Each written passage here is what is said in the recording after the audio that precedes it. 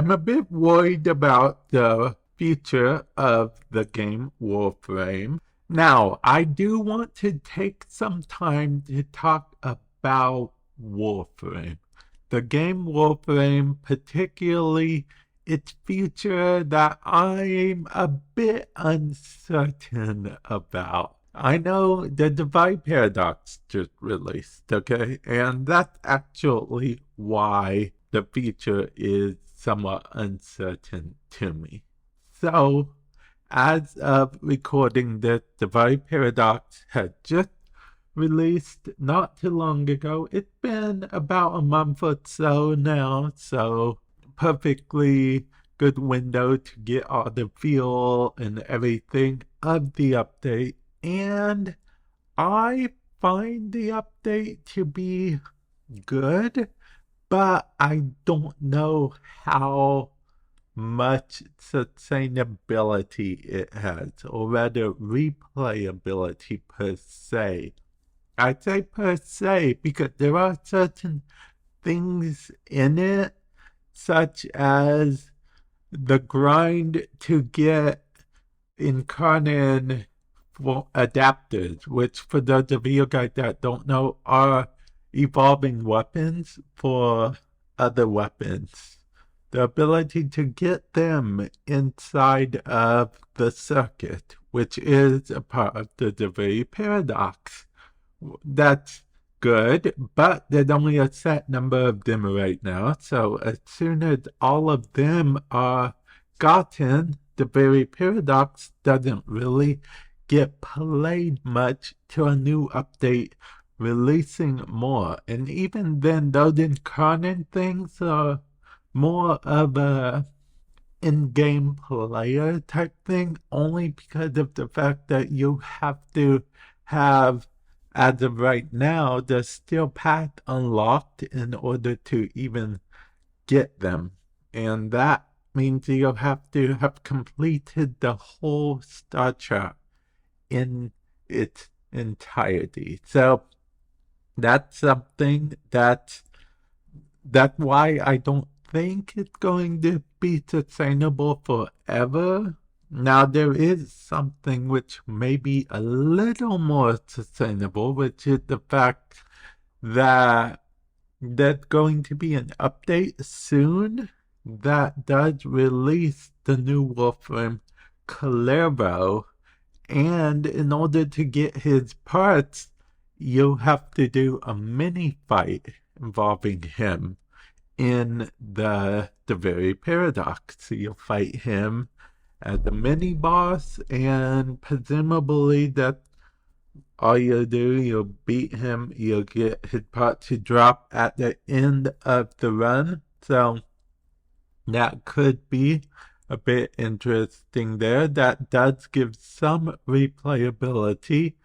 Basically a refresh to the Warframe system, if you will. Which what I mean by that is the fact that initially in Warframe, how you got frames were to beat bosses. That's how you got them to drop randomly. So you had to farm the bosses till you got the right frame and whatnot to drop. So that could be the case yet again. That look like it will be the case rather again, which is interesting. It does add some more sustainability to the Divide Paradox. But with all that said, I'm still a bit worried because technically you could argue that the necromex from the, Heart of Deimos update with their open world, the Cambodian Drift, necromex were a thing there that you farmed for. But I personally don't visit the Cambodian Drift on Deimos a lot, which is Deimos' open world, because there's really not much of a reason to. I visit Fortuna even less, the old Valis on Fortuna. That Fortuna's open world. And then there's Plains of Eidolon on Cetus, which I guess I visit the most, but that's only because I unlocked the horse from the Divide Paradox, and Plains of Eidolon is currently, I think, the most fun open world to use the horse in, so that's what I do sometimes. Don't judge me, but yeah, that kind of makes me feel like the Divide Paradox might not be the thing that holds Warframe together. But with that said, the Divide Paradox is a good way for them to test stuff for either different games or things that the community wants, like Stalker mode. Like, you want to play as the Stalker? Currently, the Divide Paradox is the only way to play as the Stalker. So you definitely want to keep that in mind. That might be something that sets it apart, or rather makes it so people come back to the Divide Paradox. I don't know. Actually, one of my friends said something pretty funny to me the other day. He said, okay, so I asked him if he wanted to play the Divide Paradox with me. He would have to go through the quest solo, but then we could do some of the different Divide Paradox modes together.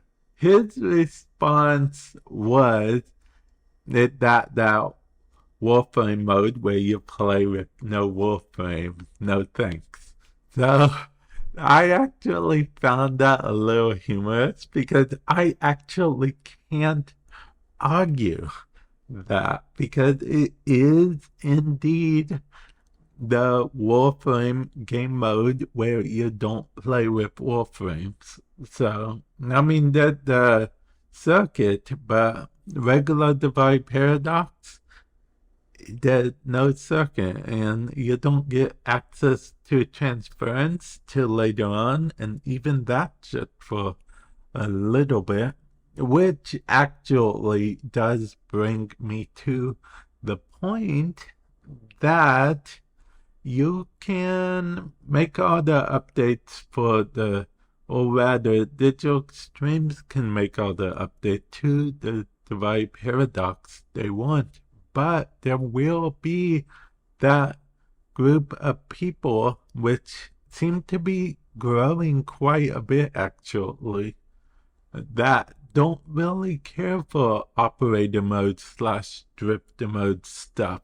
So they kind of don't really care for the Divide Paradox, which is interesting because a lot of them, the reason I keep saying it's growing, because a lot of people I've seen have come back to Warframe for the Duviri paradox, in the sense that they've come back to see what all the fuss is about and everything, because, you know, big splash with advertising, whatnot.